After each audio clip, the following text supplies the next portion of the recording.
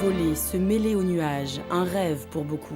Au centre aéronautique de Beynes, on tente de le rendre accessible à tous, personnes valides, mais aussi handicapés moteurs. Leur discipline, le vol à voile. Pour cela, il a fallu adapter les planeurs, un projet ambitieux porté par Antoine Motillon, premier handicapé à avoir obtenu le diplôme de pilote-instructeur en France. Dimanche, son club fêtait l'acquisition du tout premier planeur handisport à haute performance, un Delta Charlie. C'est un planeur biplace qui nous permet de faire de l'école ce qu'on appelle campagne, donc du vol de performance, qui nous donne aussi accès à la compétition. Il est également équipé d'un moteur pour permettre aux conducteurs handicapés de rejoindre un aérodrome en cas d'intempérie et ne pas atterrir en catastrophe dans la campagne. Pour fêter cette acquisition, des vols d'initiation étaient proposés. C'était la première fois que j'en faisais.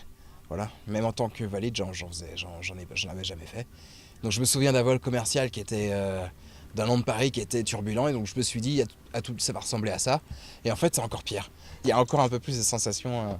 Le club espère ainsi attirer des nouveaux adhérents. En France, il existe 18 structures équipées handisport, mais les planeurs écoles ne suffisent pas. Comme pour les pilotes valides, ces personnes-là ont besoin de machines adaptées pour l'apprentissage.